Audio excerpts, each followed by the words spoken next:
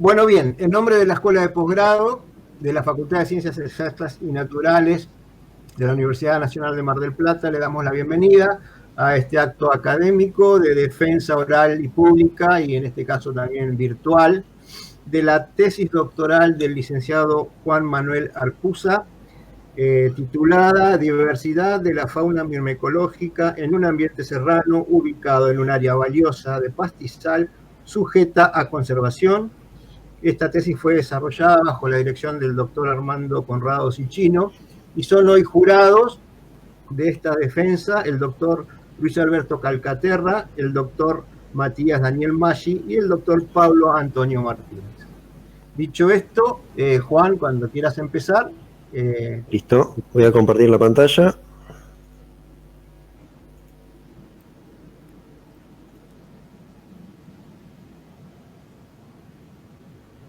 Avísenme si se ve, alguien, por favor. ¿Ahí se ve? Sí, ok. Listo, bien. Bueno, ahí como adelantó Juan, el nombre de la tesis es Diversidad de la fauna myrmecológica en un ambiente serrano, ubicada en un área valiosa de pastizal, sujeta a conservación, dirigida por Armando y presentada por mí. Para hacer una introducción, hablar un poquito del sujeto de estudio, que son las hormigas. Todas ellas pertenecen a la familia Formicidae dentro del orden Hymenoptera, el cual comparten con las abejas y con las avispas. Y tienen alrededor de 13.000 especies, por lo cual es el grupo de insectos eusociales con mayor riqueza de especies. Pablo, si mirás acá bien este dibujo, ahí te puse un ácaro asociado a esta hormiga. Y como característica de este grupo, es interesante que se consideran como superorganismos. Eso quiere decir que toda la colonia vendría a ser el equivalente a un organismo.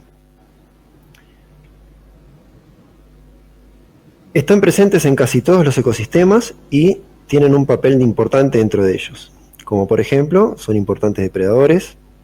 Esta es una larva de cochinelio, de vaquita de San Antonio. Son importantes en la movilización de materia, algunas de ellas. Acá, por ejemplo, se puede observar hormigas del género Ata acarreando hojas, que van a ser importantes para la formación de materia orgánica del suelo, por ejemplo. Y bioturbación, mediante la fabricación de los hormigueros, el movimiento de materia dentro del suelo favorece también a la formación del mismo. Y es muy importante que este grupo, como otros grupos de insectos y otros organismos, se consideran bioindicadores. Acá les puse la definición. Se considera un indicador biológico, o comúnmente bioindicadores, aquellas especies, grupos de especies u otra unidad taxonómica que puede ser usada para medir algún rasgo característico de un ambiente dado. ¿Por qué se considera este grupo como bioindicador?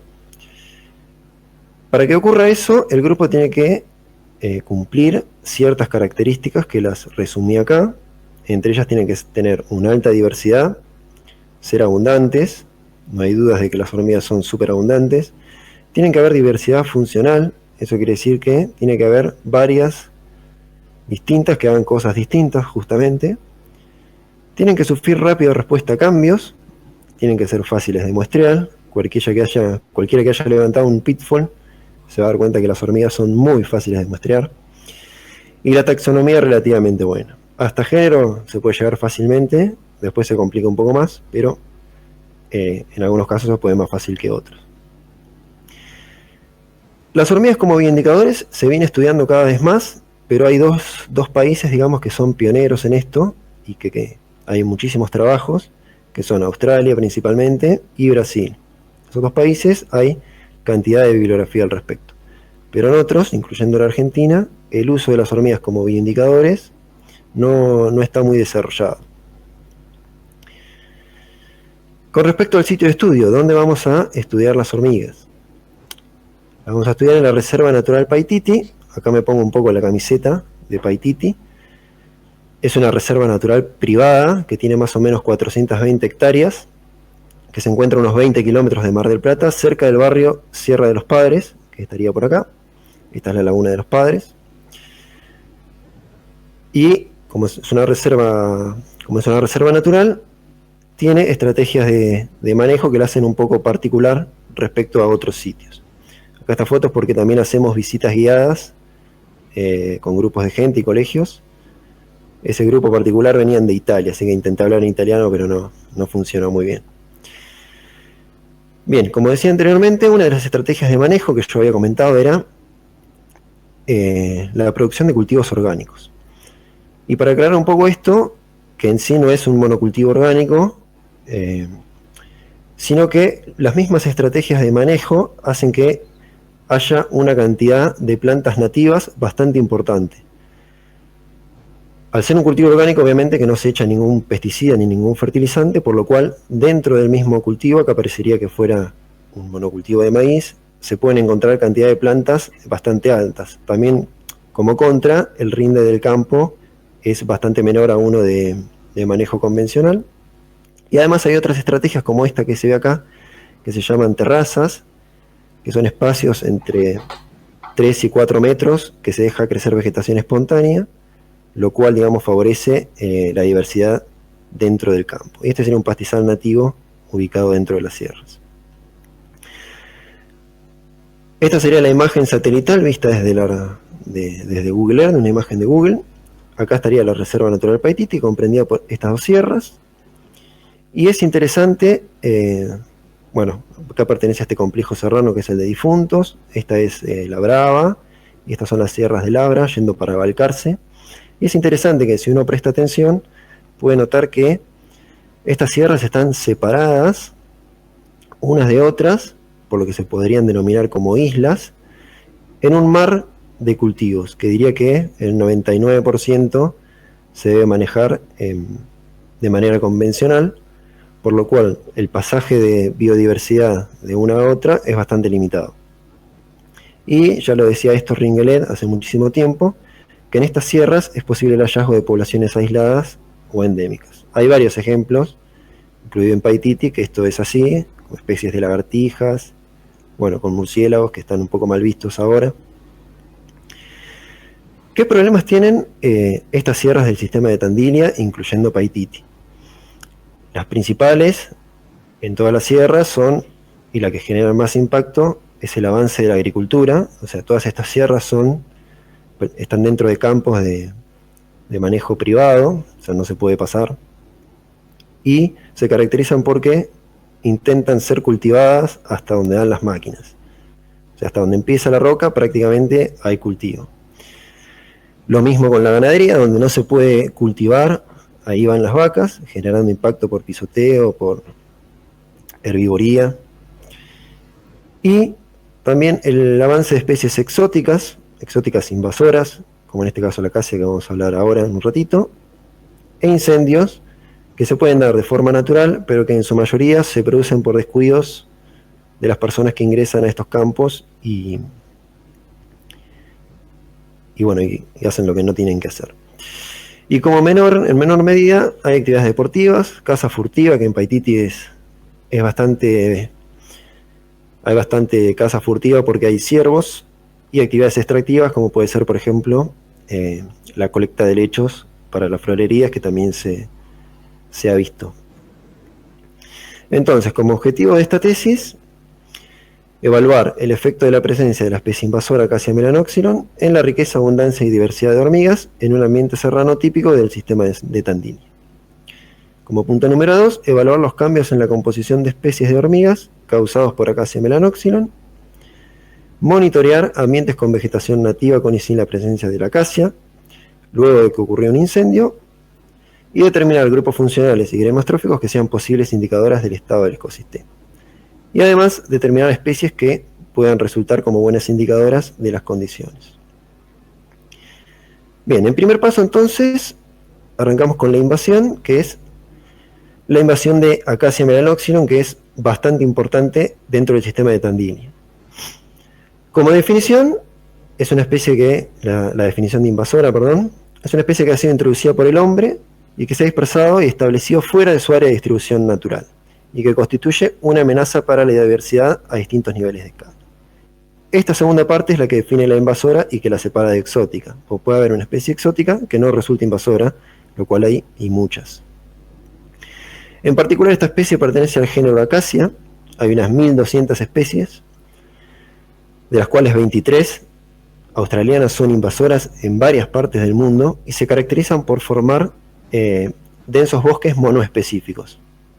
Entonces, la idea es, siendo las hormigas bioindicadores o posibles bioindicadores, estudiar cómo la acacia afecta las variables antes comentadas respecto a las hormigas. Para que se den una idea de la invasión de acacia, esta es una imagen de Paititi, esta sería la Sierra Chica que había comentado antes, esta es la Sierra Grande. Todo esto, todos estos árboles son Acacia melanoxylon. Este que sería un arroyo que baja, acá hay otras especies de árboles como pueden ser eucaliptus, algunos talas nativos, pero miren la cantidad de acacia que se va expandiendo día a día, esto es increíble. Bien, entonces en esta parte vamos a retomar los objetivos 1 y 2 y como objetivos específicos calcular la tasa de expansión de la Acacia melanoxylon para Reserva Natural Paititi y realizar una caracterización florística y fisicoquímica de los sitios nativos e invadidos por esta planta. Como hipótesis de trabajo se plantea que la especie invasora Acacia melanoxylon reduce la riqueza, abundancia y diversidad de hormigas al tiempo que genera cambios en la estructura de dominancia de los ensambles con respecto a los sitios con vegetación nativa. Bien, para esto se tomó la Sierra Grande, esta sería una imagen, en la anterior yo estaría parado en la Sierra Chica de acá de frente, esta sería la Sierra Grande, se tomó toda esta ladera y ahí se seleccionaron parches de acacia, los cuales están nombrados con la letra A, A1, A2, A3, A4, A5, y parches con vegetación nativa, N1, N2 y N3. Entonces, para estudiar la tasa de expansión, lo que se hizo fue georreferenciar estos parches, o sea, se tomaron datos con GPS en el sitio, y luego en la imagen satelital, esos puntos se pasan a la imagen para georreferenciarla, se digitalizan esos parches mediante una herramienta que tiene el programa QGIS, y ahí se calcula el área de cada uno. Esto se hizo entonces para 3 imágenes correspondientes a junio de 2003, mayo de 2009 y noviembre del 2014. Además, en cada parche, tanto nativo como invadido, en este caso en ambos, se tiró un aro metálico de 1 metro de diámetro donde se contabilizó la vegetación, el porcentaje de suelo desnudo y de roca si lo hubiera, y mediante un tester se tomó el pH, la humedad y la incidencia de luz que llegaba al suelo. Esta sería una imagen de lo que serían los ambientes nativos, los parches N1, N2 y N3, con la vegetación nativa característica, mucha gramínea y algunos arbustos, bácaris y dedonea viscosa principalmente. Y estos serían los parches correspondientes, así se ven, de los sectores con acacia.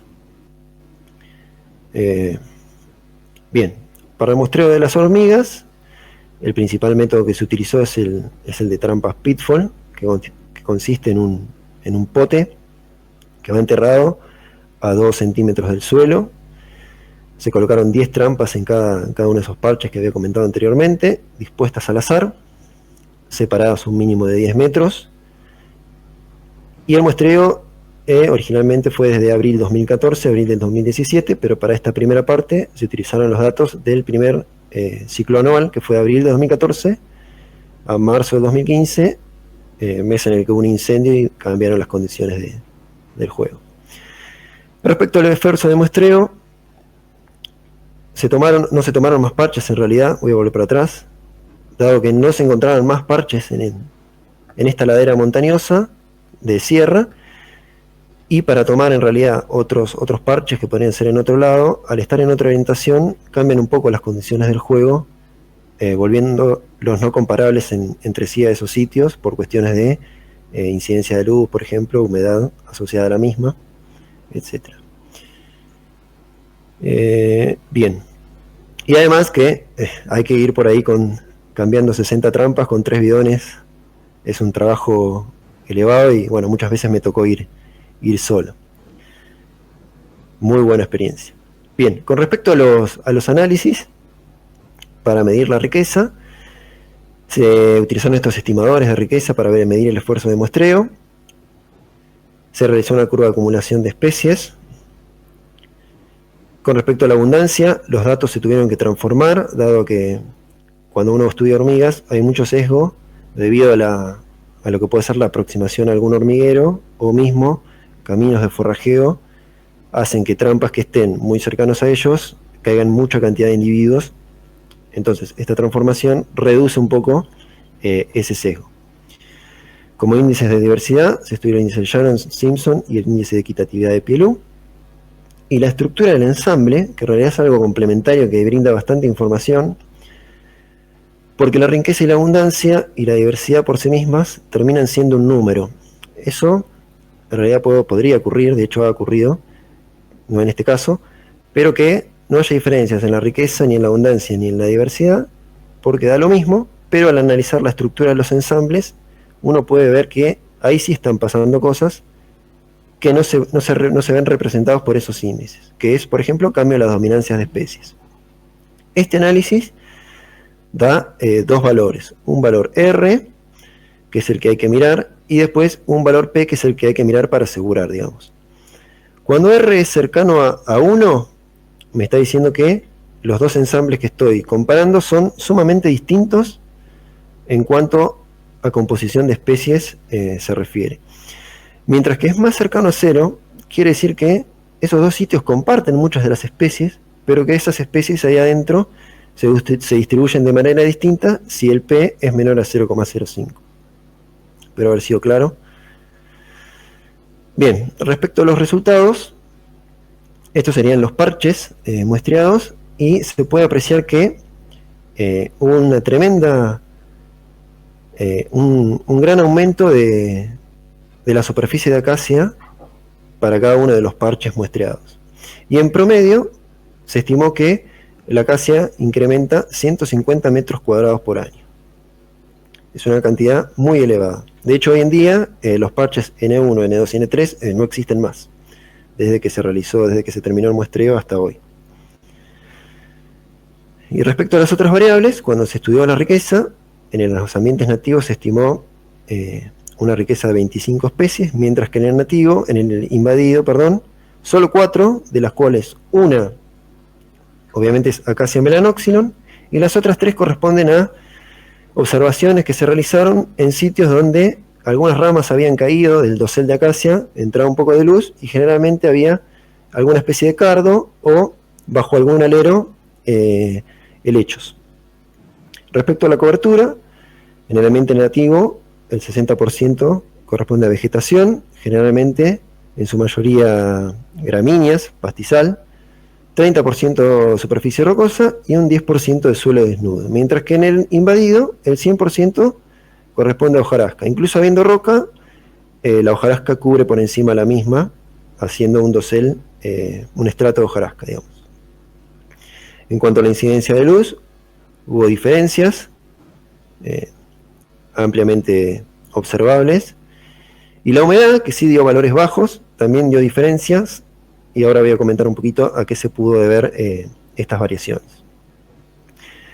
Con respecto al desplazamiento de la vegetación nativa por parte de la acacia, la acacia tiene unas estrategias que la vuelven una excelente competidora en estos ecosistemas, y entre ellas se pueden mencionar su rápido crecimiento. Es una especie que crece muy rápido, tiene tolerancia a la sombra, la cual se puede ver favorecida por las sierras. La misma sierra hace que el sol justamente en esta cara baje rápidamente, favoreciendo a la acacia. Tolera condiciones desfavorables del suelo, tiene una rápida colonización mediante sus semillas. Las semillas de la acacia tienen varias formas de dispersarse por el ambiente, entre las cuales se pueden destacar la escorrentía superficial. Como estamos en un ambiente en pendiente, la misma lluvia, la misma correntía arrastra el banco de semillas hacia otros sitios, y además mediante animales, principalmente aves y hormigas también. Acá se puede ver una foto de Acromenomyx ambiguus acarreando semillas, de las cuales no se alimentan ni les interesa básicamente, pero sí para su hongo se llevan esta estructura que se llama heliosoma, que es una estructura proteica, la cortan y la van dispersando las semillas por todo el camino. Y además presentan un estrato de hojarasca que cubre el suelo, o sea, evitando que otras especies germinen, porque no les llega la luz. Y además estas hojas, sumado a las flores, a las raíces, generan compuestos químicos denominados aleloquímicos, que no solamente inciden sobre la vegetación circundante, sino contra su misma especie. Por lo cual comienzan habiendo muchos individuos uno al lado del otro, pero después terminan habiendo individuos de acacias separados a cierta distancia y plantas en el medio muertas en pie, digamos. Con respecto a la humedad y la incidencia de luz, bueno, la incidencia de luz se explica básicamente por el dosel, al ser una fuerte competidora por la luz, uno de los recursos, crece y genera una copa que impide que la luz llegue al suelo. Acá se puede ver perfectamente en esta imagen, solo algunos pocos espacios con luz. Y respecto a la humedad, primero y principal estamos hablando de suelos que tienen pocos centímetros, estamos hablando de suelos serranos, y uno esperaría encontrar que en estos sitios, parecería uno cuando va ahí, que el suelo es muy húmedo. Sin embargo, la misma acacia se encarga de que esto no sea así porque tiene una tasa de absorción muy elevada, entonces el suelo en esas áreas termina siendo más seco que el suelo circundante. Con respecto a la riqueza de las hormigas, los índices, se encontraron 23 especies distribuidas en 7 subfamilias y 15 géneros, y los estimadores, la curva, digamos, de acumulación de especies daba una asíntota de aproximadamente 25 especies, número que después se va a alcanzar y se va a superar con el seguimiento del muestreo en los próximos 2 años. Como antecedente más cercano al sitio de estudio en cuanto a riqueza específica, está justamente de mi propia tesis de grado en Sierra de la Brava, en el cual encontré 18 especies, pero bueno, el muestreo fue realizado en comienzos de primavera, invierno, comienzo de primavera, por lo cual no es digamos, el clima más óptimo para la actividad de las especies, aunque se encontraron especies que acá no, y viceversa. Respecto a la eficacia del muestreo, para los sitios invadidos, los índices estimaron que se alcanzó el 98,3%, lo cual fue muy bueno, mientras que para sitios nativos podría haber sido mejor, con 89,2%, pero luego vamos a sumar las especies que comentaba anteriormente. Bien, respecto a la riqueza y la abundancia, se encontró un incremento en ambas variables para los ambientes nativos, tanto en primavera como en verano, meses en los cuales la actividad de las hormigas es la óptima, asociado también a la vegetación estacional. Mientras que hubo una menor riqueza en el ambiente invadido durante el mes de invierno. Respecto a los índices de diversidad, también se observa que fue bajo en el índice de Simpson en el ambiente invadido durante el invierno. Lo mismo ocurrió para el de Shannon, y este fue un poco más variable porque se pudo observar un aumento en primavera y verano, pero no diferenciado con respecto al otoño, por ejemplo. Con respecto al ANOSIM, acá está la tabla, ahora voy a volver al gráfico. Habíamos hablado que daba 2 valores, R y P. No se observó diferencias para los ambientes invadidos en otoño-invierno y primavera-verano.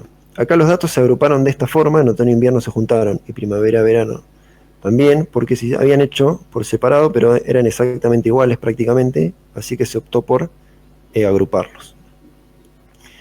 Da un valor R muy bajo, casi cercano a 0, y su valor P no es menor a 0,05, así que se considera que no hay diferencias entre ambos sitios.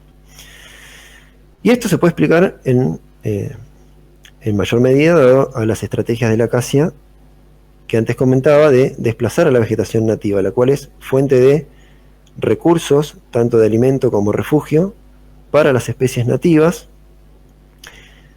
Pero sin embargo, hay un grupo de especies que se ve poco afectado por la misma, incluso a una se pareciera que está beneficiada, que es la Acromimnes ambiguus. Y estas especies se caracterizan por ser generalistas, por lo cual pudieron aprovechar el recurso de la acacia, principalmente, como comentaba, Acromimnes ambiguus, que se la había visto llevándose las semillas. Y bien, entre las estrategias que tenía la acacia de desplazar la vegetación nativa hace que haya menores recursos para ser aprovechados por las especies de hormigas. Bien. Entonces, como conclusiones de esta parte, podemos decir que la especie invasora Acacia melanoxylon se expande dentro de la reserva Paititi a un ritmo acelerado, 150 metros cuadrados por año desde el 2003, y la presencia de esta especie provoca una disminución en la riqueza, abundancia y diversidad de hormigas, así como cambios en la dominancia de las especies, provocando cambios en la estructura de los ensambles. Acá un dato de color que al día de hoy todavía más sectores, como había comentado anteriormente, están invadidos. De hecho, ya les había dicho que los parches N1 y N2 y N3 no existen más. Se hizo como un continuo de acacia, y algo que se hizo durante el verano de 2016 fue hacer una prueba con uso de químicos para intentar controlar la acacia, el cual fue exitoso solamente en individuos juveniles. Eso después lo puedo comentar más adelante.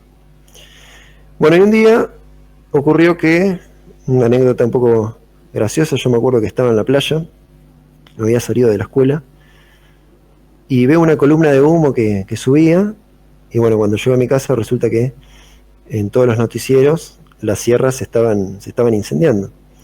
Y me entró como un poco el pánico, porque se me estaba prendiendo fuego todo mi muestreo. Pero bueno, una vez que se me pasó y pude recapacitar, lo vi como una oportunidad para estudiar qué había ocurrido con esto. Estos son los sitios inmediatamente después de que apagaron el fuego. Esto sería un pastizal nativo, todo quemado. Este era el sitio N2. Acá esto no parece, pero hasta la rodilla llevaba la ceniza si uno caminaba por ahí, y se levantaba una cortina de ceniza que no se podía ni respirar. Así quedaron las trampas, estas de las mejorcitas que quedó. Y bueno, y toda la hojarasca que estaba en los sitios invadidos fue prácticamente eliminada por el fuego. De hecho, en algunos sitios las raíces de acacia estuvieron ardiendo por lo menos 2 o 3 semanas. Se podía ver, si uno iba, cada tanto columnas espontáneas de humo que ascendían desde las acacias. Acá algunas víctimas, igual acá si pueden observar bien, hay una que estaba viva, que yo no me di cuenta hasta que llegué a mi casa y vi la foto. Acá había un nido de pájaro carpintero. Bien, y este fuego es algo en realidad natural que podría ocurrir en el sistema pampeano, que estos son algunos de los factores que influyen en la dinámica del ambiente. Las inundaciones, esta es una foto de la inundación que ocurrió en 2015, esa que fue muy, muy famosa, de hecho porque habían aparecido arañas en Lezama, así que fuimos a ver las arañas en Lezama también. Fuertes vientos, producto de sudestadas, y las dos que vamos a estudiar ahora, que es los incendios, que pueden ser naturales o antrópicos, y bueno, y las invasiones de acacia, como ya veníamos comentando. Entonces, para esta parte los objetivos fueron analizar la respuesta y la resiliencia de las hormigas en sitios con vegetación nativa e invadida luego de un incendio, detectar grupos de especies que puedan ser considerados como indicadores de recuperación del sistema, y aplicar el concepto de grupos de disturbio como una herramienta efectiva de monitoreo. Estos grupos de disturbio los encontré un día leyendo, y me pareció interesante poder aplicarlos porque no, bueno, ese justo el trabajo que encontré era el primero, era en un congreso, así que bueno, decidí aplicarlo justamente en esta oportunidad que podía ver cómo el ambiente se recuperaba, a ver si efectivamente podía ser útil o no. Se continuó entonces con las pitfalls, las cuales se tuvieron que recambiar por completo todas, hacer nuevamente los agujeros, así habían quedado. Y a diferencia de los datos anteriores, acá las especies se agruparon en 3 categorías. Grupos funcionales, siguiendo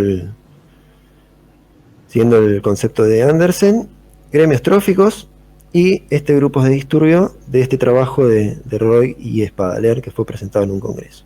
Y además estudió la riqueza y la abundancia, porque nunca está de más. Estos grupos de disturbio consisten en reagrupar a las hormigas en 3 categorías: indicadores de disturbio, indicadores de madurez y especies crípticas. Estos indicadores de disturbio se decidió agrupar las especies de ya conocido rol como indicador de disturbios en el mismo grupo. Bien, como resultados de esta parte se determinaron 26 especies, o sea que se agregaron 3 especies más a esa lista, superando las 25, y dio la casualidad de que 3 de esas especies fueron los nuevos registros para la zona y para la reserva de Paititi, lo cual es muy importante porque a la hora de presentar los papeles para hacer una reserva o darle importancia a esa reserva, es fundamental encontrar poblaciones aisladas o especies raras o poco frecuentes en la zona. En este caso estamos hablando de esta que se llama Discotirra enotrópica, el cual el trabajo fue publicado. Hacía más de 60 años que no se encontraba esta especie. Oxyopecus reticulatus y esta Mycetophilus morsi, que estamos escribiendo el trabajo con Armando, porque tiene como característica que acá se encontró un ambiente serrano y todos sus registros previos son de médanos. Perdón. Con respecto a la riqueza y la abundancia, fue muy interesante ver que ambas variables, tanto la riqueza como la abundancia, se incrementaron luego del fuego. Esto se puede explicar debido a que, todo el estrato de hojarasca fue eliminado por el fuego, entonces ahí las especies encontraron un nicho nuevo disponible, ya que la misma hojarasca, digamos, dificulta el acceso a las hormigas y genera poca fuente de recurso, solo semillas y hojas y algunos insectos. Mientras que el ambiente nativo no hubo diferencias, siempre se mantuvo igual esta diferencia entre nativo e invadido.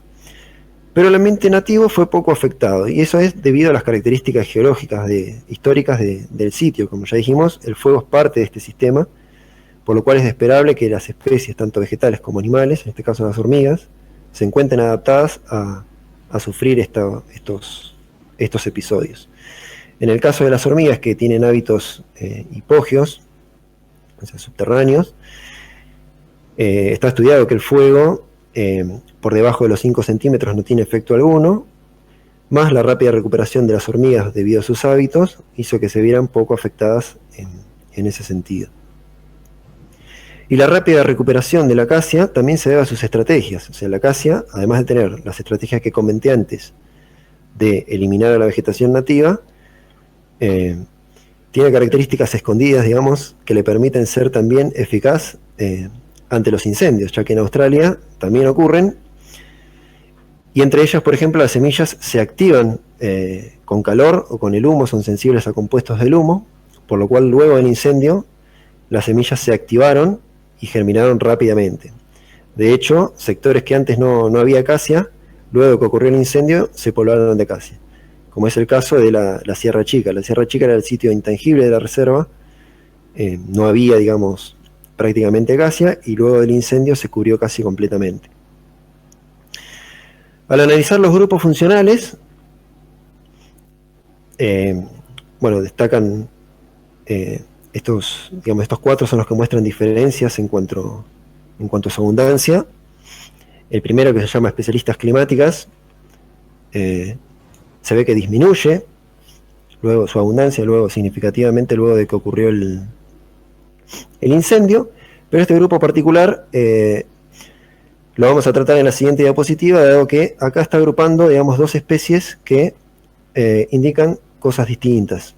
Entonces, esta columna, digamos, en realidad está afectada porque una es más abundante que la otra, básicamente. Las Dolichopoderinia dominantes, principalmente el Inepitema humile, es una especie que está... hay amplios documentos, registros de que es considerada como indicadora de disturbios, o sea, aparece en sistemas perturbados. y está casi ausente en sitios con buenas condiciones prístinas, más cercano a lo prístino o nativo. Como en el caso de acá, está prácticamente ausente en 2014 y luego del impacto se incrementa su abundancia para 2016. Respecto a las camponotini subordinadas, también las voy a comentar en la siguiente porque tiene un grupo gemelo en los gremios tróficos. Y en cuanto a los oportunistas, es un grupo bastante heterogéneo. En este caso, estos resultados fueron opuestos a los de la literatura, ya que algunos trabajos la consideran como indicadora de disturbios y que aumentan su abundancia luego de algún episodio, mientras que en este caso disminuyeron. Esto puede verse también a que, al ser eso un grupo heterogéneo, puede ocurrir lo mismo que con este grupo, y lo estamos pasando por alto, que es que haya especies que indican cosas distintas, están agrupadas juntas, así que habría que ver ahí cómo se agruparon las especies en ese caso y evaluar cada una de forma particular. Respecto a los gremios tróficos, bueno, acá las dominantes omnívoras del suelo agrupan a dos especies de rol conocido como indicadora de disturbio, que es Linepetema huile y Solenopsis riste, y es de esperar que incrementaran su abundancia luego de ocurrido el disturbio. Mientras que, en este caso, Solenopsis minutísima, que antes estaba agrupada con Solenopsis risteri, es separada, indica una disminución considerable, de hecho estuvo ausente en el 2015, luego del episodio de fuego, y esto se explica principalmente a sus hábitos de vida, ya que esta es una especie que está asociada principalmente a la vegetación, y en particular a la vegetación que forma flores en forma de caña o de vara, y se las encuentra anidando adentro de estas mismas varas, las cuales luego del incendio se quemaron, se perdieron, y durante el verano de primavera-verano 2015 empiezan a surgir las nuevas varas correspondientes a la vegetación que se va recuperando, y ahí se recolonizan, empezando a reaparecer para el 2016. Después, respecto a las camponotini, al igual que en el gráfico anterior, no hubo diferencia entre ellas para los sitios nativos, son especies generalistas, pero no se encontraron en ningún caso, excepto una especie en números muy muy bajitos en el sector de acacia, y es principalmente a que no encuentran, digamos, recursos dentro del bosque de acacia porque no se alimentan ni de semillas, ni de semillas de acacia, ni de hojas de ese tipo, así que están más asociadas a melaza producida por otros insectos, por lo cual estuvieron ausentes en los parches de acacia. Mientras que los indicadores de disturbio incrementaron, como se esperaba, considerablemente luego del incendio, pasando de estar en un número bajo a un número elevado de abundancia, mientras que las especies de madurez, indicadoras de madurez, que son más bien un grupo heterogéneo, porque es como si fuera un agrupamiento de especies que no son ni indicadoras de disturbio ni especies crípticas, por lo cual, a mi consideración, no es un grupo de mucha utilidad, por lo menos sin conocer bien a las especies. Pero mientras que los indicadores de disturbio, que son especies que fueron agrupadas mediante sustento bibliográfico, se incrementaron y pueden ser consideradas como una buena herramienta de manejo. Esto si se conoce bien el rol de cada grupo. Conclusiones de esta parte: el fuego no generó cambios significativos en la riqueza y abundancia de hormigas en el pastizal serrano, pero sí generó un efecto positivo sobre los sitios invadidos por acacia, por lo menos durante el primer año luego del incendio, porque después vimos que la acacia, debido a sus estrategias, se recuperó rápidamente. Las especialistas mínimas de vegetación, principalmente Solenopsis minutísima y las dolicoidonidomiantes, destacan como grupos indicadores, mientras que la tercera conclusión sería que los indicadores de perturbación pueden considerarse una herramienta de gestión confiable si se conoce de antemano la biología de esas especies que lo componen. Y más para terminar, la idea mía fue ver si en realidad existe una forma estadística de ver si esas especies pueden ser consideradas como indicadoras mediante un número, digamos, un valor cuantitativo. Estas son algunas de las formas en las que hay de determinar especies indicadoras, pero acá nos centramos en el INVAL, que se basa en la fidelidad y la especificidad, y arroja como valor un porcentaje. Entonces se hizo el INVAL para cada una de las especies, para todas las condiciones posibles. Y además, si uno querría utilizar, digamos, las especies como organismos indicadores, debería estar bueno tener una imagen para reconocerla, por lo cual se fotografiaron los ejemplares, tener una fenología, o sea, quiere decir cuando es más probable encontrar esa especie. Eso se evalúa mediante la densidad de actividad, y realizar un mapa para efectivamente ver en dónde la puedo ubicar y utilizar. Y los datos que arrojaron fueron estos. En el trabajo original, el valor de indicatoriedad en realidad supera el 70%, pero en muchos trabajos se ha tomado como excesivo ese valor, he visto, y lo bajan a 50, entonces decidimos optar por el valor de 50 en estos casos. Y acá aparecen algunas especies que no había tenido en cuenta, por ejemplo, anteriormente no habían saltado en el análisis de los grupos funcionales y los gremios tróficos. Por ejemplo, el caso de Mycetophila morshi y las Camponotus. En el primer caso, bueno, está dada como indicadora de sitio nativo en recuperación, sería más que recuperado, con un valor bastante alto, 50. Y esto puede deberse al hábito de forrajeo de esta especie, el cual es una cultivadora de hongos, igual que las cortadoras, pero a diferencia acarrean material vegetal seco. Justamente su pico de actividad fue en verano, en enero y febrero, mes donde la principal planta dominante de esta zona, que es el Paspalum, genera matas secas de materia, más sumado a lo que pudo haber dejado el fuego, hacen, digamos, las condiciones óptimas para que esta especie pueda forrajear. Por eso se me considera indicadora. Solenopsis risteri, que anteriormente la habíamos considerado como indicadora, y por la bibliografía es una especie indicadora. Acá aparece por el análisis como detectora, y esto también puede verse a los bajos números en las cuales cayeron, porque digamos que estaba en plena colonización del ambiente, y bueno, uno de los dos factores que atañaba este índice era la fidelidad y la especificidad, y la fidelidad justamente depende también de la abundancia en la que se encuentra en cada ambiente. El Linepitema se reafirma como especie indicadora de sitios que han sido disturbados, se está recuperando. Solenopsis minutísima como ambientes nativos poco impactados, con un número también bastante alto. Y las especies de Camponotus en realidad son especies bastante generalistas, pero Camponotus bonaerensis tiene un rol bastante parecido a este de Solenopsis minutísima, ya que habitan también dentro de cañas, pero suelen bajar hasta las raíces. Entonces luego del fuego puede ocurrir que hayan quedado en el suelo, en la parte de abajo de la planta, sin afectar, y después su hábito de forrajeo, que es básicamente sobre la vara y depende de las especies que allí van, haya tenido que salir a buscar recursos, por lo cual su densidad de abundancia se detecta más porque caen más en las trampas, digamos. Acá algunos ejemplos de los mapas que se hicieron, de las especies que resultaron indicadoras o detectoras. Y para comparar, este es un trabajo que hicieron justamente en Brasil, en el cual agrupaba mucha cantidad de especies y su rol indicador en base a un metaanálisis de trabajos de este tipo. Y estas son las especies que se comparten, digamos, con este trabajo, pero que solo dos tienen concordancia con lo que se estudió en esta tesis, que son Linepitema humile y Solenopsis risteri, ya quedando claro que son especies que son indicadoras de disturbios. Justamente Linepitema humile ya había sido considerada como sitios quemados, mientras que en Solenopsis risteri habla en general. Y un dato interesante es que solamente Crematogaster quadriformis fue determinada mediante el análisis de INVAL. Todas las especies restantes fueron estudiadas mediante otros métodos, que pueden ser los que yo había mencionado anteriormente.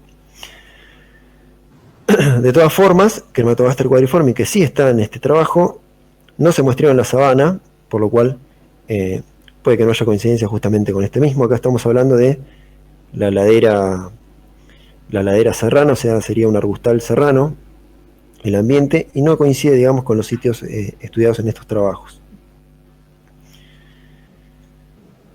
Bien, como conclusiones finales, como resumen de las conclusiones, la Reserva Natural del Paititi tiene como gran problema de conservación la presencia de la planta invasora Acacia melanoxylon.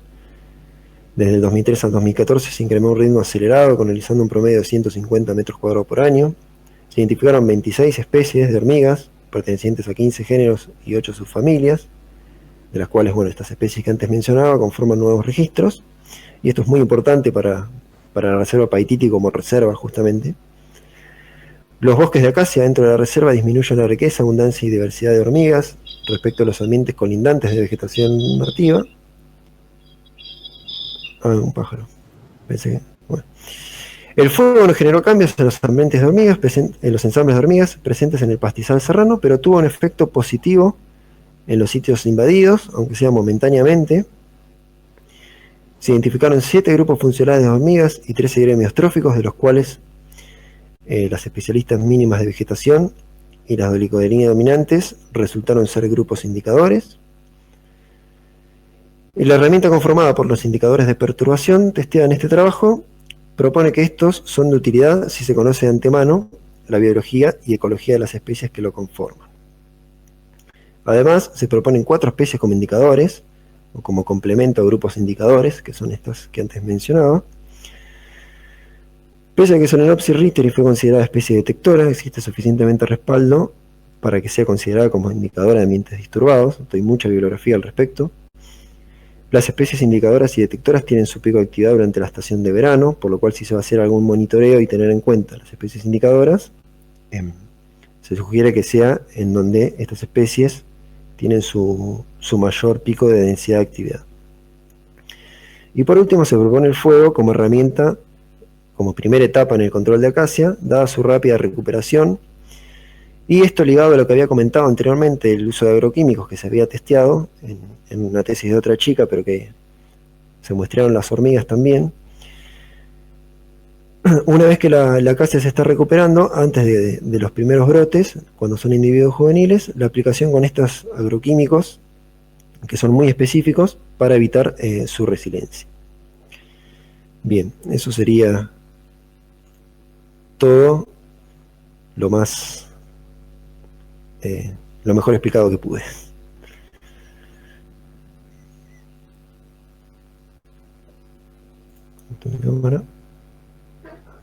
¿Se me durmieron? Bueno, muy bien, gracias, Juan. No tenemos aplausos, te vamos a aplaudir porque no tenemos público.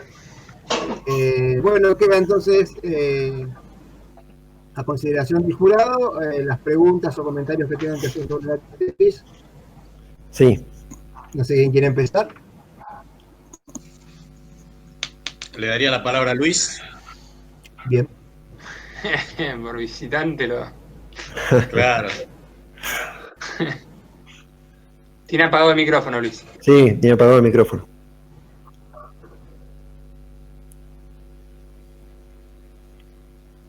El micrófono, ahí está. No, ahí está, ahora sí. Ahora sí. Empiezo yo, me están diciendo, ¿no? Perdón, no escuché. Bueno, ante te todo... sugerimos ahí. Dale. Bueno, ante todo te quería felicitar, Juan, porque la exposición fue muy buena. La verdad que se nota que estás trabajando como guía y divulgador en temas de conservación. Ha sido muy amena y llega fácil, digamos, a una audiencia que no necesita ser tan especializada, digamos. A mí me gustó mucho. En realidad, la idea era tratar de decirla más o menos como escribí la tesis. Esa es mi manera, digamos, de tratar de explicarme, y a mí me gusta que todos me entiendan. Eso se notó, sí, en la escritura, digamos, que tenía un formato de divulgación muy interesante y que la hacía más amena, eso totalmente. Como hoy se va la imagen, no sé si... Te vemos y te escuchamos bien. Yo te veo bien, Perfecto. Que se notaba eso en la tesis, ¿no? A mí me hubiese gustado algunos detalles más de metodologías o de resultados, digamos, que no estaban tampoco en un apéndice o material suplementario, qué sé yo. Entonces, Lo único que tengo para criticar de la redacción, digamos, es eso. Después está muy bien escrita y se puede seguir muy bien, digamos. Eso me gustó mucho. Me parece un trabajo que, si bien, como que decía, en algún momento no es algo sumamente inédito ni original, sí lo es para el lugar de estudio y es muy, muy útil para los fines de conservación, digamos, de un área protegida, como son todas estas sierras que tienen, como bien dijiste, muchos endemismos. A mí me consta por algunas especies de hormigas que se vienen años atrás de que esto es así. Y hay un comentario que me gustaría hacer. Vos, digamos, dentro de tu diseño de estudio, digamos, como que hiciste un esfuerzo muy grande de muestreo en pocos sitios, ¿no? Digamos, poniendo pitfall grandes, dejándolos una semana, uno sabe que va a encontrar bastantes hormigas, ¿no? Muchas de la misma especie, ¿no?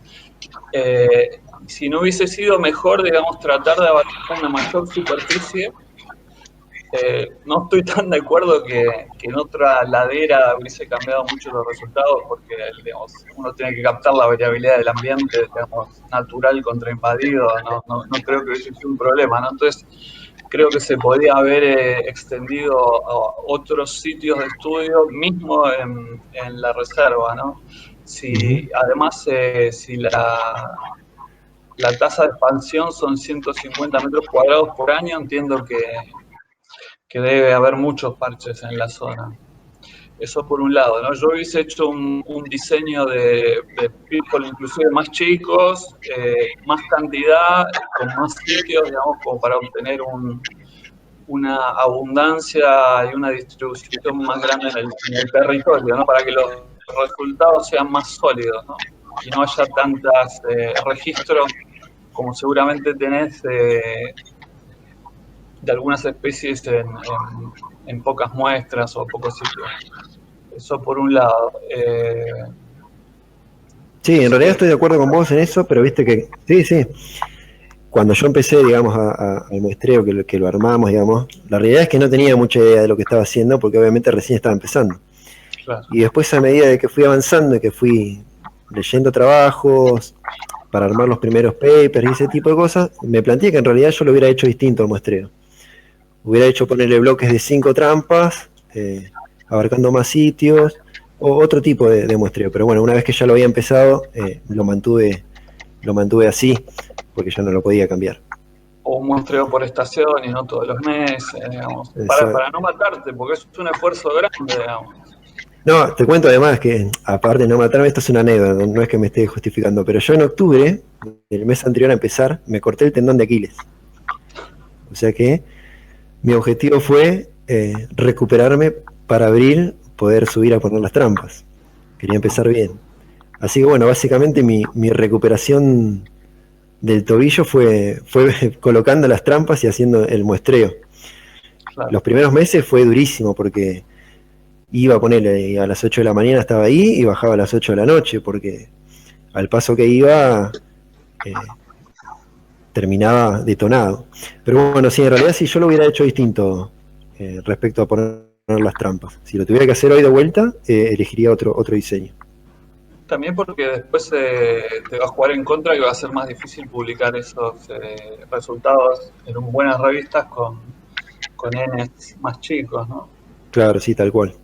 Pero bueno, igual el diseño está bien en lo conceptual, ¿no? Es un buen trabajo y aprovechaste muy bien. Tuviste la suerte, a mí me pasó lo mismo, ¿no? En un trabajo en Iberá, de tener un evento de incendio justo. Sí, lo leí. Sí, en tu caso mejor porque vos ya venías trabajando. Claro, yo justo coincidió que tenía las trampas ahí. En realidad fue como un golazo en ese sentido. Claro. O sea que cuando estás en la playa tendrías que haber dicho que bueno, voy a poder hacer algo más, porque tenía planeado. Pero en ese sentido está bien, yo noté algunas preguntas, ya te hice muchos comentarios en el dictamen, ¿no? El fuego es natural en la zona, el fuego vos lo ponés como un problema, pero la dinámica de los pastizales... Tal cual, es natural, pero suele pasar que no se da naturalmente. O sea, generalmente alguien yo te comentaba ahí mismo en la tesis que un problema eran, por ejemplo, los cazadores furtivos. Y suele pasar, de hecho, yo como recorro la sierra encuentro restos de brasas de la noche anterior. Y bueno, justamente se llegó a determinar que había sido por un descuido de gente que se había metido en la sierra. Una duda con el gráfico de rarefacción, de la curva de acumulación. Vos tenías ahí que en invadidos y en nativos daba muy cerca de 25 especies los dos. Sí, sí, es cierto. Vos decías que había diferencias. Lo que pasa es que cayeron apenas algunos números y te lo cuenta directamente como una especie más, por más de que haya caído un individuo. A ver, no sé si estoy compartiendo mi pantalla o no. Todavía no. No, aún no. No en este momento. ¿No se quieren que la comparta de vuelta? ¿Así lo vemos? Como quieras. Sí, no hay problema. Esa sería la figura 4 del manuscrito, ¿no, Luis? Por la que le estás preguntando. Sí, la curva de rarefacción. Acumulación. A ver, ahí estoy intentando. ¿Ahí se ve? Sí. Sí. Ahí vos decías Ahí está. que hay diferencias en la riqueza de especies en Sí, nativos. lo que pasa es que hay diferencia en la riqueza, pero cuando hice este gráfico como que te cuenta toda la riqueza. Como dice, con la sumatoria sería de las especies que encontraron. Ahí resultó bastante similar en ese sentido, pero estadísticamente, por las varianzas, resultó diferente. Sí, tarda un poco más la pendiente, ¿no? Claro, sí, se tarda un poco más. En llegar. Sí, igual ahí, O sea, tal vez si le agregás el intervalo de confianza te muestra bien si son o no diferentes, ¿no? Pero bueno. claro. Un tema central también que tiene que ver un poco con el esfuerzo y demás, digamos. Vos analizaste ambientes naturales contra ambientes invadidos, pero en bosque maduro nada más. ¿Cómo? Se me cortó justito, repetime, por favor. Tenés las tres sitios de cada uno de sitios naturales invadidos. Sí. Los invadidos son todos bosque maduro. Sí, son todos con individuos que ya estaban establecidos. No Bien había, cerrado. porque ya estaba el parche armado. Sí, bien cerrado el dosel, con estrato de hojarasca, ya estaban formados. Porque, digamos, el contraste es el más grande que podés obtener, digamos, dentro de la invasión, digamos. Claro. ¿Era Sí, posible, en realidad, digamos, hacer un seguimiento por diferentes etapas de la sucesión, digamos? De la pudo haber invasión? sido posible después del fuego y en la otra sierra, en la Sierra Chica, que no había individuos grandes. Y bueno, justamente después del fuego, de hecho hubo otro fuego anterior, 2 años antes, y después de ese incendio empezaron a haber un montón de individuos juveniles y se vio cómo fue avanzando el bosque desde cero prácticamente. En ese caso sí se podría haber muestrado. No había bosques con distinta edad, digamos, como para tomar... No, en general no, porque eran los parches ya, esos 3 parches que, 5 en realidad que elegí yo, eran como los comienzos, digamos, lo menos armado que podía ser, y después trató un continuo, desde el valle hasta abajo, si pueden ver la imagen, era prácticamente un continuo de plantas grandes. Hubiese sido interesante captar esa sucesión de cómo iban creciendo los árboles y cubriendo, porque digamos lo que te indican los indicadores, Inval y demás que tomás es una asociación a algo, digamos, que ahí es muy clara la asociación al cambio en el ambiente, ¿no? Que pasa a ser de un bosque cerrado, monoespecífico, a un ambiente abierto, ¿no? Claro, sí, tal cual. Cuando, digamos, por eso yo estoy un poco de acuerdo con el uso que ya te lo manifesté de especies indicadoras, porque en realidad lo que indican es que cambiamos de ambiente, digamos. La perturbación lo único que hace, digamos, es transformar un bosque en un pastizal, digamos. Claro. Entonces decir que es una especie que responde al disturbio, responde a que se genere un ambiente al cual está asociada la especie, que es un ambiente abierto y no un ambiente cerrado, ¿no? No sé si me explico la idea. Sí, yo te entiendo perfectamente. Tampoco la idea, en principio, esto surgió también porque Esteban, bueno, el dueño del campo, quería ver cómo se podía manejar y ver qué herramientas podía utilizar. Entonces dijimos, bueno, vamos a estudiar qué especies hay acá y ver qué información nos da cada una.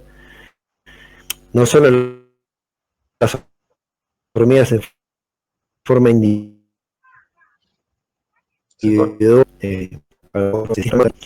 otras especies. Entonces, la idea era al final agrupar esa información para tener, digamos, desde diferentes grupos información al respecto del sistema. Hay como un delay. Mi pregunta, digamos, en este marco teórico en el que trataste de focalizar la tesis con el tema de las especies indicadoras, ¿no? Digamos, vos decís que son una herramienta para el manejo, digamos, ¿cómo deberían ser utilizadas esas especies que vos encontraste en un plan de manejo? ¿Cuál sería la práctica? Mirá, yo creo que en realidad, mira, lo que yo tenía pensado, o teníamos pensado nosotros como grupo, por ejemplo, justamente después de haber leído un informe de impacto ambiental en un sitio muy conocido de acá cerca, hacer un muestreo, no solamente hormigas, obviamente, de diferentes especies, grupos de especies, y ahí ir complementando con la información que me da cada uno. Por ejemplo, en el caso de Solenopsis minutísima, por ejemplo, que me indicaba, que yo propongo que indica, digamos, unas condiciones poco afectadas del sistema, no quiere decir que por ahí está la planta, pero no está la hormiga, entonces no están, digamos, las condiciones totalmente naturalizadas, no sé si me explico. Entonces, al tener esa presencia de esa especie, yo puedo asociarla a que, bueno, hay una población vegetal bien establecida, la especie ya está ahí y no hubo disturbios que la afectaran, entonces me aparecen números importantes. ¿Se entiende cómo la aplicaría? No sé si me explico. No, pero yo entiendo que tenés un disturbio, se queman todas las cortaderas que son su sitio de nidificación, se mueren todas las hormigas que estaban en la zona, digamos. Por más que se restablezca la comunidad, la población de cortaderas, digamos, si no hay una introducción, claro, no quiere decir para colonizar. Claro, pero el ambiente supuestamente es resiliente y tiene memoria, entonces en algún momento van a recolonizar ese sitio y hasta que esa especie no me aparezca en números considerables, yo, por ejemplo, no la consideraría como que volvió, digamos, a su estado óptimo, por así decirlo. Que el cortaderal no volvió a su ambiente óptimo hasta que no es colonizado por no estoy hablando solamente de esta especie, sino que esta especie me estaría dando una información más. Eso es a lo que yo voy. No la utilizaría individualmente. Los tipos de cuestionamiento, ¿viste? Tal cual, sí, hay mucha opinión al respecto. La hormiga colorada Solenopsis recteri también es clásica de ambientes abiertos, pastizales. En los pastizales naturales va a estar porque es el lugar donde suelen nidificar, ¿no? Necesita sol para termorregular y demás. Obviamente en el bosque no. Bueno, pero por ejemplo, en Paititi no la había encontrado. Y te digo que la caminé un montón de tiempo. O si encontraba un hormiguero en todo el pastizal. Claro. Y después empezó a aparecer abundante. Entonces, en ese sentido, ahí sí la tomo como indicadora de disturbio.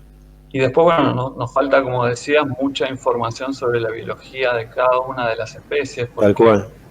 Hay mucha heterogeneidad en los comportamientos, hábitos y demás dentro de las generalistas mirmicines, digamos, que engloban un montón de otras cosas, ¿no? Que si uno las toma todas mirmicines dentro de ese grupo funcional, digamos, uno está cometiendo algunos errores, mismo el inepitema dentro de las dolicoderines para las cuales fue, digamos, en Australia incluida, digamos, ecológicamente no tienen nada que ver las de Australia con el epitema húmil, entonces todavía hay mucho para clarificar. Tal cual, por eso yo decía que esos grupos que son heterogéneos, que agrupan mucha cantidad de especies y que se desconoce en realidad la información de cada una, los tomo con pinzas.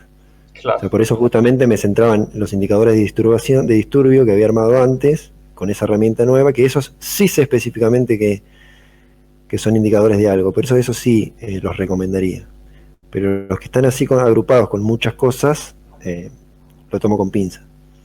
Una pregunta, cuando hiciste los análisis, ¿excluiste las especies raras o poco frecuentes que se suelen, digamos, eliminar porque meten un poco de ruido en los...? No, yo dejé todo, no eliminamos nada. No eliminamos nada.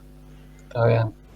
Bueno, no sé, como te decía, para mí el valor del trabajo es muy grande y básicamente en lo que tiene que ver con la diversidad de hormigas, las especies nuevas que aparecieron en la región, endémicas, si querés, lo relacionado con la conservación del lugar, ¿no? Que no ha sido todavía, vos muestraste en una sierra, pero Tandil, sí, de hecho, un montón de lugares para mostrar, para ver si los patrones se repiten, si hay otras especies que no registramos, ¿no? Que sería súper interesante, ¿no? Una escala un poco más grande espacial. Y bueno, y el tema de la introducción de acacia y el fuego, que eso sí me parece que es muy valioso, es muy sólido en el trabajo, si bien, digamos, tu bajo esfuerzo de muestreo, digamos, no hace tan potente los resultados. Creo que el trabajo fue bien llevado a cabo. Entiendo las limitaciones y demás, por eso siempre en una tesis pregunto, digamos, porque me interesa más el proceso que el resultado, ¿no? ¿Cómo fue todo el proceso? Vos comentaste algunas dificultades que te fueron surgiendo, ¿no? Que tuviste que cambiar lo que habías pensado en un comienzo. Si tenés alguna otra tipo de cambios o obstáculos que tuviste que sortear, digamos. No, básicamente eso de la lesión, eso fue muy fuerte, digamos, para mí en el sentido de que tenía que caminar con todo eso. Después ir solo muchas veces, no siempre uno te puede acompañar y me han acompañado desde amigos hasta mi mamá. Y bueno, y muchas veces tuve que ir solo y me pasó una vez que me corrieron unos perros cimarrones que estaba ahí, me tuve que subir a un árbol y en el árbol había un nido de abejorro, para vos, Matías. Y bueno, ese tipo de anécdotas tengo bastantes también. Pero bueno, yo lo disfruté y bueno, también justamente el hecho de que los caminos hacia los parches, especialmente de los ambientes nativos, se cierran y uno tiene que ir atravesando con todas las cosas, abriéndose camino por las matas de arbustos también. Pero bueno, fue todo un proceso, yo la verdad que lo súper disfruté. Y también fue un momento de conexión con la naturaleza, en el sentido ese de ir solo. Yo la verdad que estoy conforme. Lo otro que no te pregunté, pero que está muy relacionado con lo que te comento de aumentar el esfuerzo de muestreo, es también los fondos. Digamos, yo no sé si ustedes contaban con fondos para cubrir mayor muestreo y demás, o si lo tuvieron que bancar un poco del bolsillo. Todos nosotros lo bancamos casi todo de bolsillo, o sea, tratamos de hacer lo más económico que se pueda, pero es lo que hay, es lo que nos toca. Disponibilidad de vehículos, dinero para cubrir. Sí, vehículo personal, bueno, todos los indumentarias las herramientas que utilizamos, incluso que para hacer las pitfalls lo fabricamos nosotros. Creo que alcanzó apenas para cubrir el combustible en algunos casos. Ese era todo nuestro dinero extra al margen de lo que era la beca y que en realidad uno usa para vivir, ¿no? Bueno, espero que en el postdoc puedas continuar trabajando con hormigas. Lo voy a hacer, sí. Bueno, muchas gracias, Luis, por todo el trabajo que te tomaste. paso la posta, no sé quién la quiere tomar. Perdón, si quieren sigo yo, si no hay problema. Dale, Mati. Dale. Bueno, gracias Pablo, gracias Luis. Bueno, Juan, Armando, coincido con Luis en hacer extensivas las felicitaciones. Coincido con Luis que la narrativa de la presentación fue muy buena. No me sorprendió, pero me pareció muy buena. No dijiste en ningún momento que yo incluso yo la sé. Así que... No soy Maradona. Que estaba muy bien procesada y muy bien explicada. Yo incluso en algún momento te marqué algunos pasajes de la tesis que me llamaron la atención por la forma de redacción, que tiene ese tono divulgativo que está bueno, pero bueno, es a veces... para mí fue novedoso haberlo visto en la escritura, pero no por eso quiere decir que haya sido malo, para nada. Estoy anoté un par de cositas. Bueno, la primera cosa que medio te lo dije en una de las correcciones, me lo contestaron, fue obviamente que el título de la tesis te quedó chico. Sí. De hecho, sugerí cambiarlo, que imagino que los otros jurados por él le pasó lo mismo, pero una cuestión administrativa no se podía. Entonces no deja de reflejar lo que fue la tesis. Pero en función de esto, mi primer pregunta, las mías son más generales, porque yo entiendo menos del tema, trabajo con abejas, fue cuál era el plan original de no haber pasado el incendio, ¿no? Porque vos tuviste un primer año de muestreo, ¿qué hubiera pasado? ¿Cómo hubiera seguido la tesis? Sí, en realidad teníamos idea de mostrar la otra sierra, que tenía otro impacto diferente, y ya habíamos visto esto que le comentaba antes Luis, que habían empezado a aparecer algunos parches, y la idea era ir por ese lado. Era irnos a la otra sierra, que es la que tiene menor impacto en realidad, porque no hay acceso de ningún tipo, y muestrear ahí. Claro, eso por ahí en cierto modo hubiera ampliado un poco todo lo que es el esfuerzo muestreo que te marcaba Luis, que sí coincido que termina siendo a la larga una limitante a la hora de maximizar el impacto de la publicación. Sin embargo, considero que el trabajo está muy bien hecho y que estuvo muy bien. Después tengo otra pregunta, pero que es más metodológica y puede ser que a mí se me escape por conocimiento propio. Y hace referencia al mismo gráfico que viste con Luis, cuando vos comparabas el porcentaje de eficacia de detección de especies, entonces sí. Creo que en el ambiente invadido llegabas a encontrar un 98%, y en el de nativas tenías una eficacia del 89% de detección de especies, ¿cierto? Sí, cierto. ¿Eso hay algún número o hay algún porcentaje que te diga, a partir de esto lo pregunto por desconocimiento, a partir de este número se considera que es suficiente el esfuerzo de muestreo, tenés que estar arriba del 90%?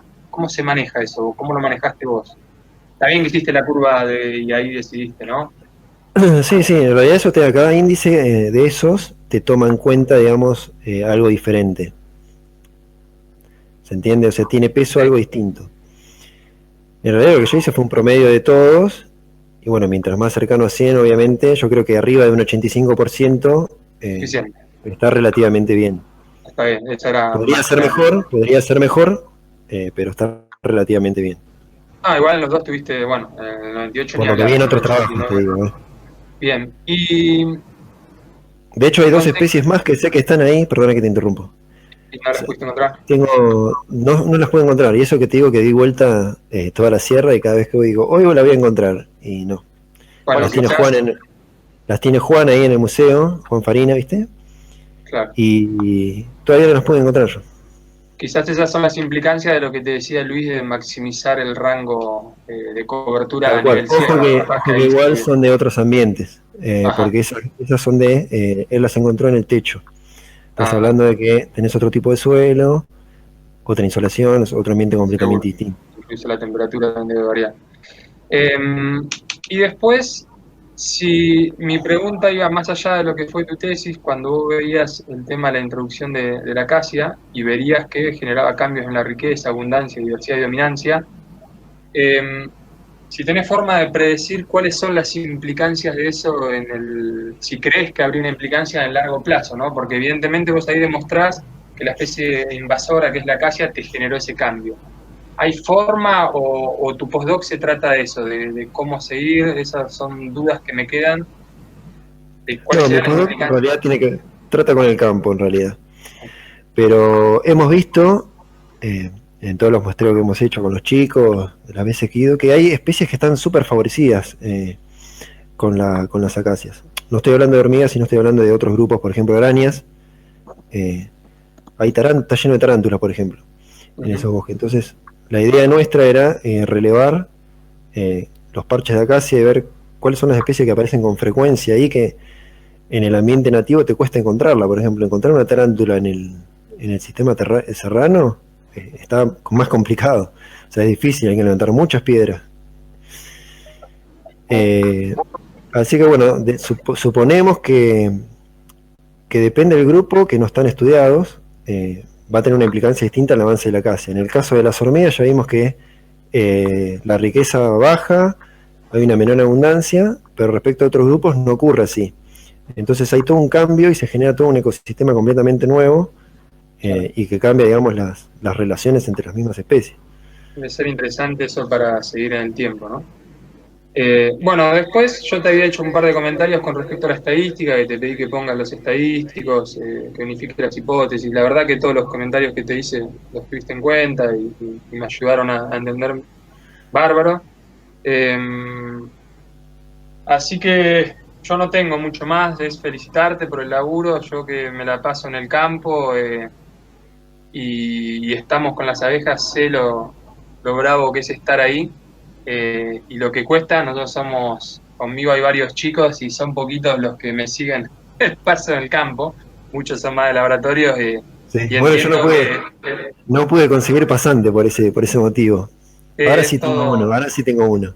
Es todo un desafío y sobre todo lo que te observa Luis, el tema del financiamiento, ¿no? Es importante ahí focalizar los cañones y ver cuál es la mejor manera para optimizar eso. Yo creo que en estas épocas es importante lo que hacen, o está muy bueno optimizar los recursos pensando en trabajos ecológicos y que insumen poco dinero. Es una gran estrategia para sobrevivir, pero también buscarle la vuelta para, como te marcaron, no quedarte, si es que todos queremos seguir en sistema de CONICET o que generalmente el que gobierna, lamentablemente, con las exigencias, tratar de buscarle una vuelta de rosca ahí para poder continuar. Lamentablemente es una limitante. Sí, bueno, a mí me gustó mucho la tesis, aprendí bastante, así que felicitarte. Creo que Luis hizo un montón de observaciones ahí que fueron bien pertinentes y ayudaron a entender más a todos. Así que por mi parte, felicitarnos a vos y a Armando por el trabajo. Bueno, muchas gracias, Mati. Dejo a Pablo la palabra. Ok, a ver qué pongo a la cámara. Bueno, me escuchan igual, ¿no? Aunque no me vean. Sí, perfecto. Bueno, creo que ya aparezco. Comienzo también por lo que empezaron los jurados anteriores, la felicitación a Armando como director, a vos, Juan. Me gustó mucho esa mezcla entre naturalista y científico. Y no digo naturalista peyorativamente, porque se usa eso. No. Tampoco. Me siento así. En el sentido de la sensibilidad, no perder esa sensibilidad para con la naturaleza. Claro, de verle la parte, etcétera, del ambiente, como bien lo volcaste en la tesis. Y bueno, así está muy bien escrito el primer capítulo, de esa manera, citando a Holmberg, entre otros. Y los otros son más técnicos necesariamente, ¿no? Las preguntas, digamos, la suerte de ser el último en preguntar es que ya se han hecho casi todas. Igual no hubiera podido hacer el nivel de preguntas de Luis porque no trabajo en hormigas. Por ahí lo más cercano que tenemos es que tesis en la cima, en el techo, como dijiste vos, de difuntos con los ácaros. Sí, lo tengo. Pero quería preguntarte un par de cosas. Te voy a pedir, Pablo, perdóname, te voy a pedir que apagues la cámara porque te escucho cortado. Se escuchaba mejor cuando tenías apagada la cámara. No es que no te quiera ver, ¿eh?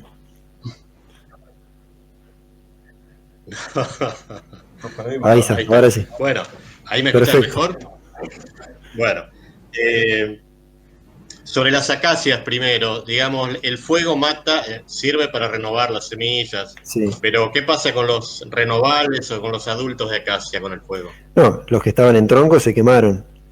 Algunos, otros que sobrevivieron, que fue después que volvieron a brotar las hojas, y que en realidad es un fuego relativamente rápido el que pasa por ahí, como es un material que se quema al toque, toda la hoja seca, es un fuego que pasa rápido.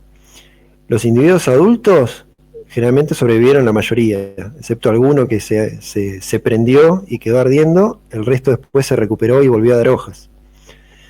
Y los renovales salieron al tiempito de que ocurrió el fuego, ya se empezaban a ver la germinación de las semillas. Era impresionante porque veías el suelo prácticamente tapizado de plantulitas Bien.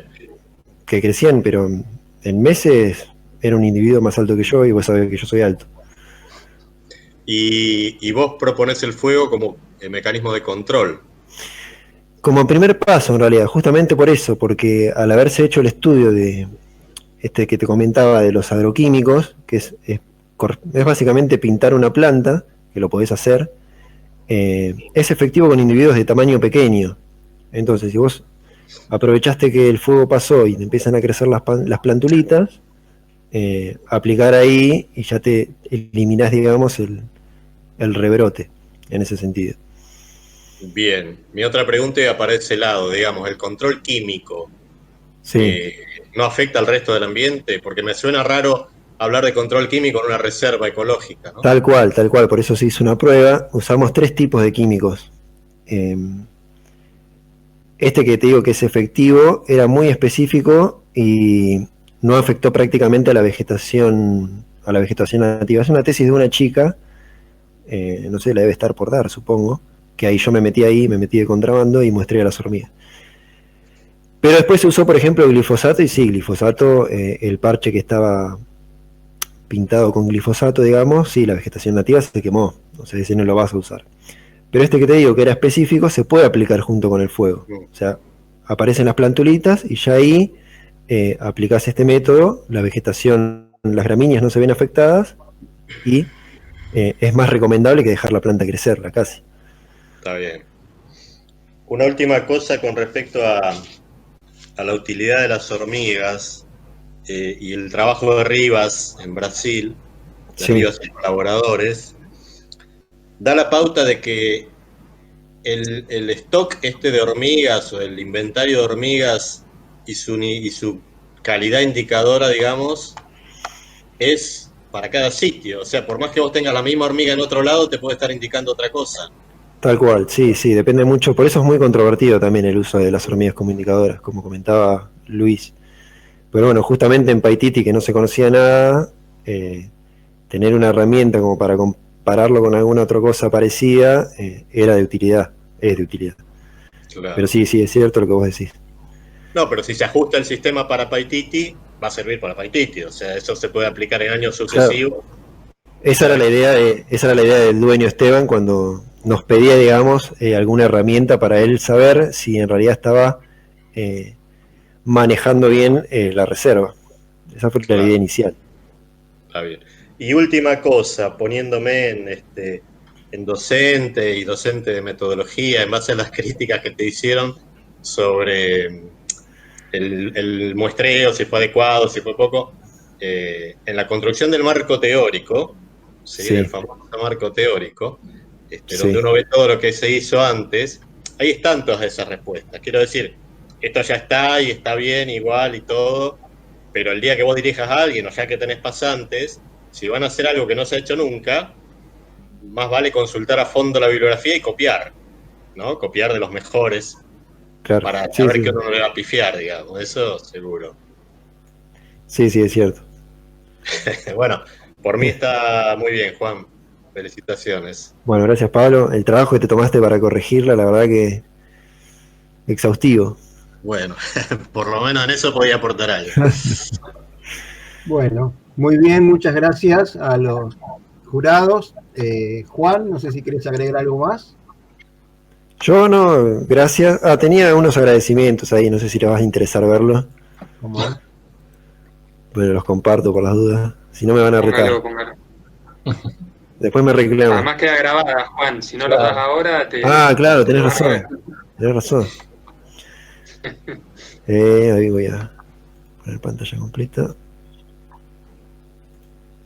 ¿Ahí se ve? Sí. Bien, Se bien. ve bárbaro. Presentación.